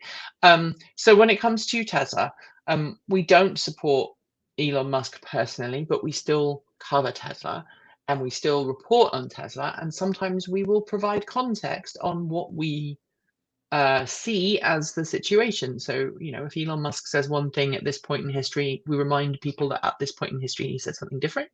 Sometimes people get very upset that we are misquoting or providing no context. And sometimes it's impossible to provide complete context for every situation, but we do our best. And when people come up with a genuine, thank you, Ren, you're sweet. Thank you very much. When we come up with genuine criticism, and thank you, by the way, Ren, for asking the question, because this is exactly the right kind of question to ask in this situation. When we come up against a situation where we have to report on something, I want you to know I get depressed every Thursday. I think it's fair enough for me to say I get frustrated and depressed and sometimes a little angry on a Thursday when I'm writing scripts, because inevitably Elon Musk said something unpleasant and I have to skirt around it, and it takes forever to write those scripts. And when Elon hasn't said anything offensive or problematic, I can go around and do stuff. Was Nikki at Guildhall 91 to 97? No, 98 to 2002. I missed Ewan McGregor as well. Don't worry. I was at college with lots of famous people. That is how I have a fame shield, because every day at Guildhall, people would walk in. I was like, oh, that's such and such a famous actor, or that's such and such a famous musician. It just doesn't faze me anymore. Like, I see someone walk in, and I'm like, oh, hey, how's it going? That actually has helped in my job a lot. That's helped a lot in my job. So where was I? We try and speak out when a company does something we view editorially as incorrect. We we try and speak up and speak out when we feel that someone is doing something or saying something that is incorrect or inaccurate. And we call, like in 10 last week, I think I actually said, don't judge Ford on what it says, but what it does. Mm-hmm. Kim Farley's made lots of promises about what they're going to do with EVs. Mary Barra has made lots of promises about what they're going to do with EVs. Elon Musk has made lots of promises about what they're going to do with EVs.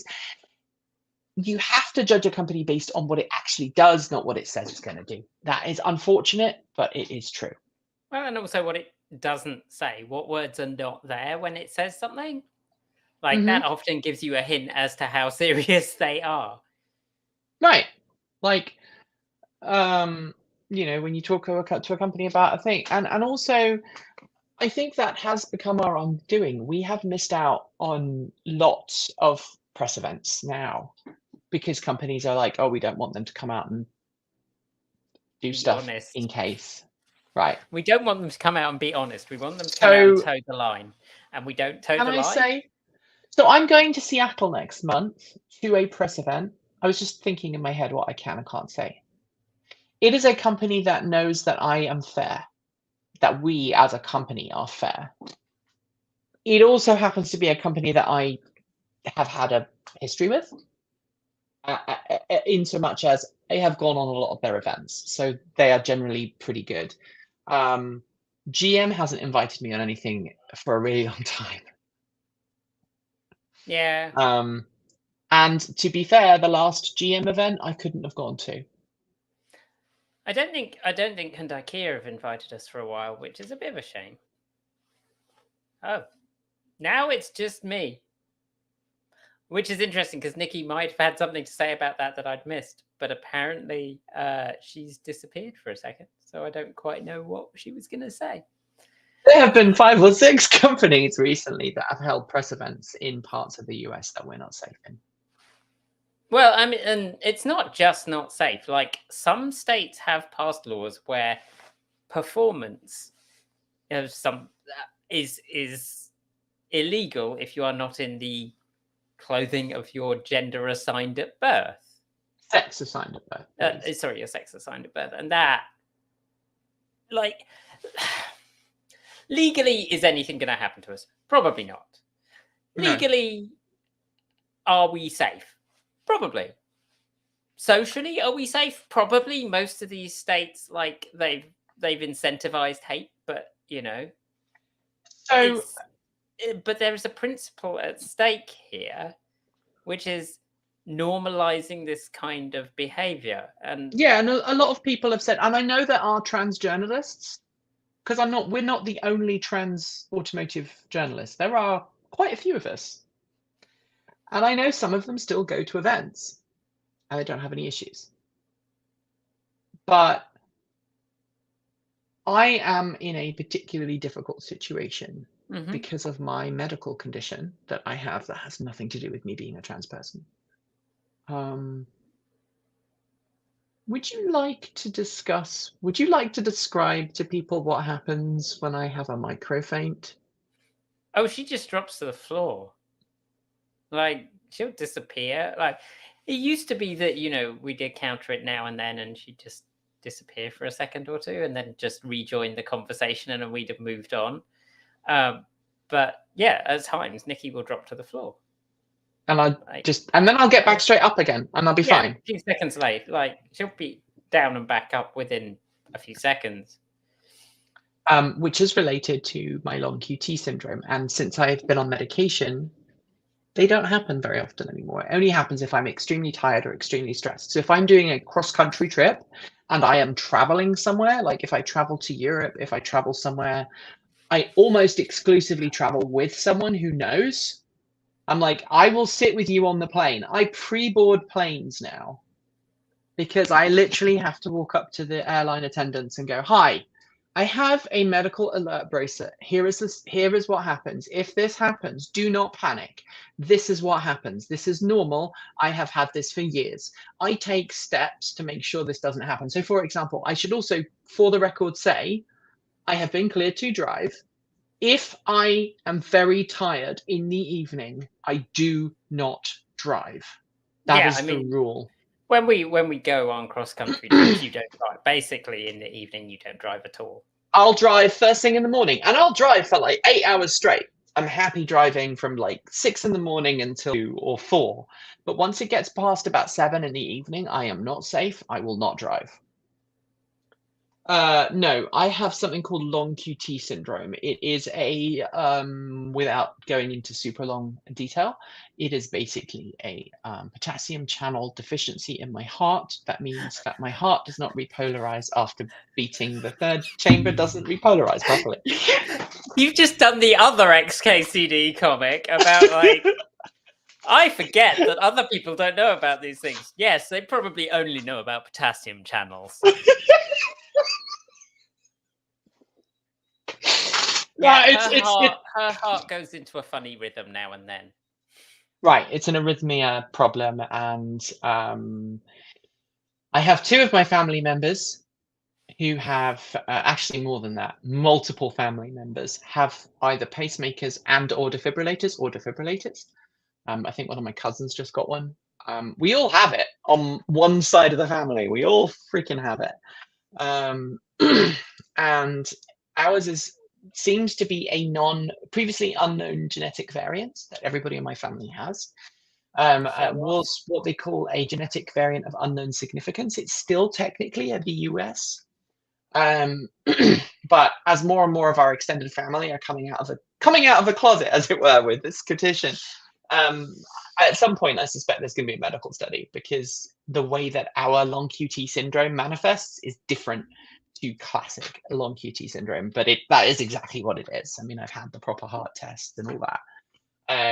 It is why I cannot swim in public. It's why I cannot swim. I love swimming so freaking much.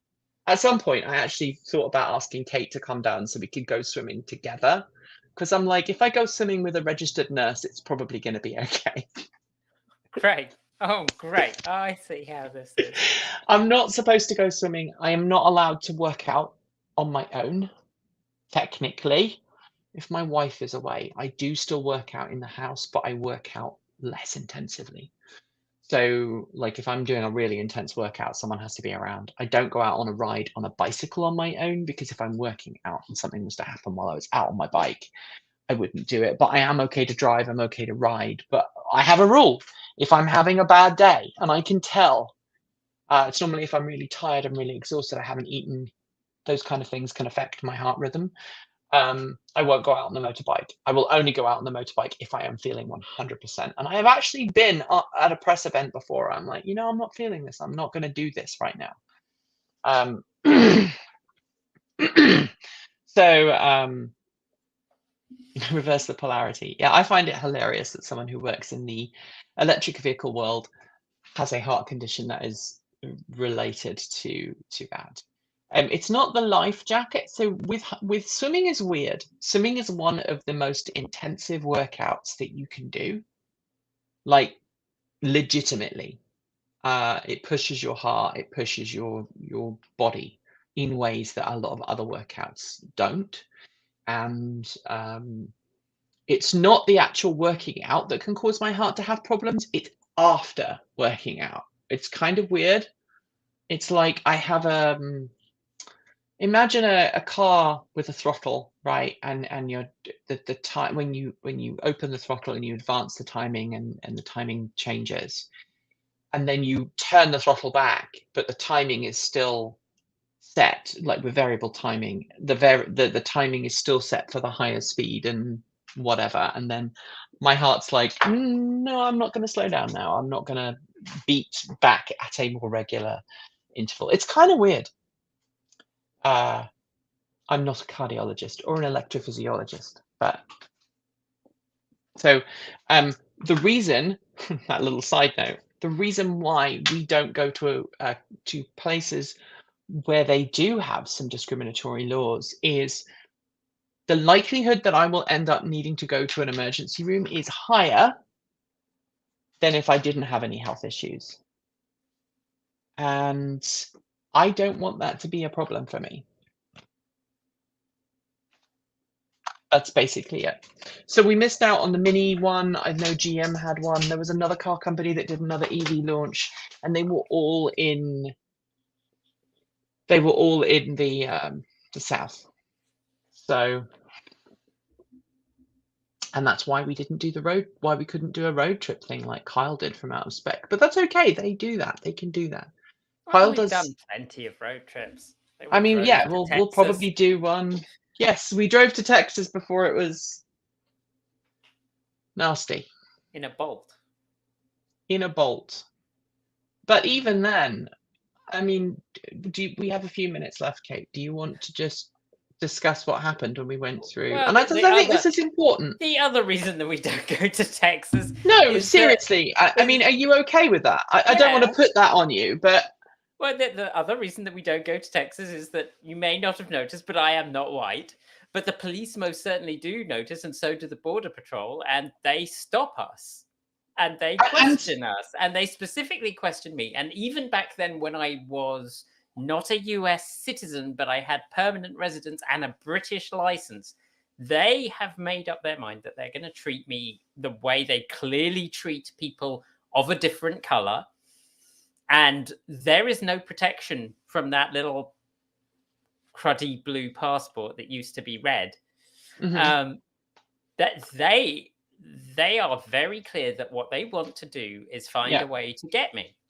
And I don't have, like, I don't think that's a good place to be. And yeah, like, if that was the only thing and we was like the other laws there weren't so heinous, then fine. Like, I'm used to getting, like, going into Canada. Going into Canada, they've got very close to refusing me entry, saying that I'm going to illegally immigrate to Canada. Coming back to the US, I've had someone threaten to throw me in detention. We got stopped multiple times driving through Texas and questioned multiple times. Like, this is the background noise of not being white. I can deal. I don't like it, but I can deal. But we have a question, if you're willing. Yeah. Because it comes up a lot. People, I'm trying to figure out a way of saying this without it being offensive.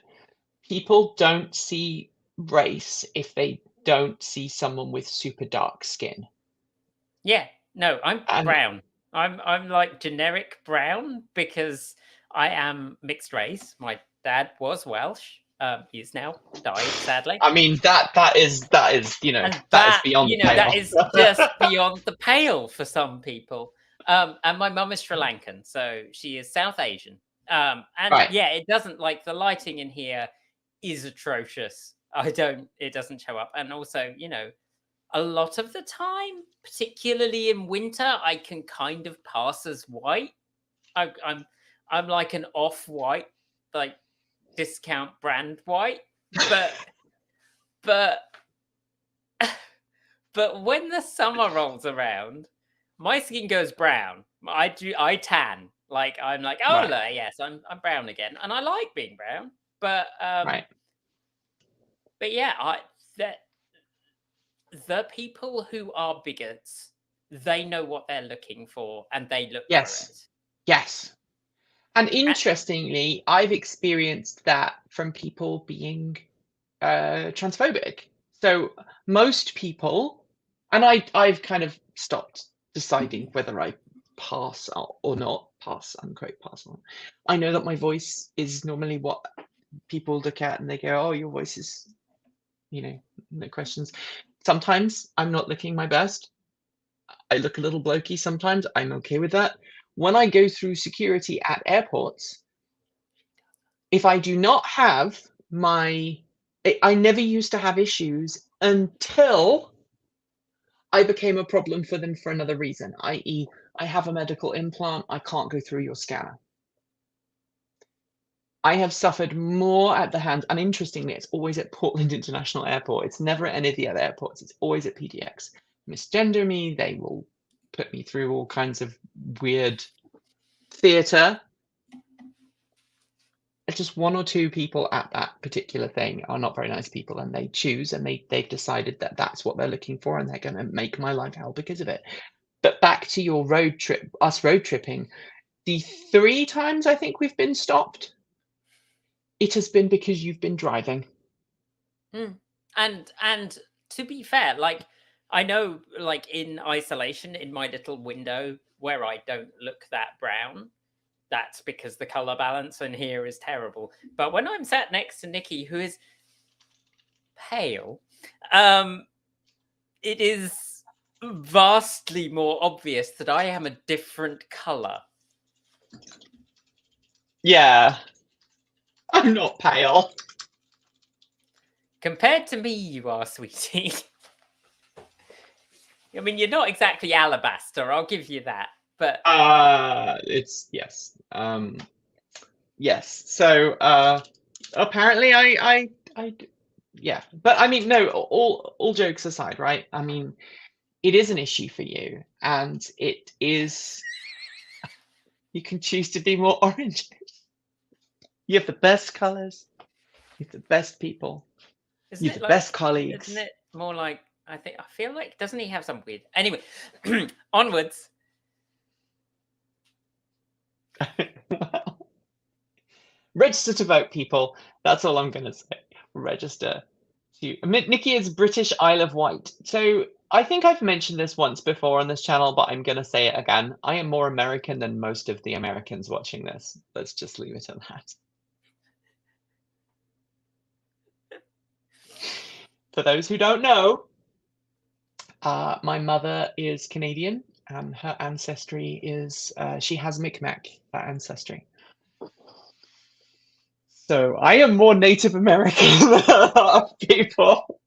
I'm not claiming to be Native American or First Nations, but I have heritage that goes back to First Nations peoples in, what's the name of the place they were based? Nova Scotia. So it's Nikki from the Isle of Wight. No, I'm from Norfolk. Anyway, thank you very much, everyone. That pretty much is the Isle of Wight. I've been to Norfolk.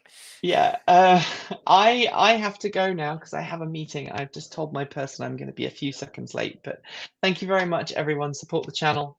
Thank you for joining us. This was fun, Kate. We should do it again sometime soon. Maybe next month. All right. Take care, everyone. Keep evolving. Bye.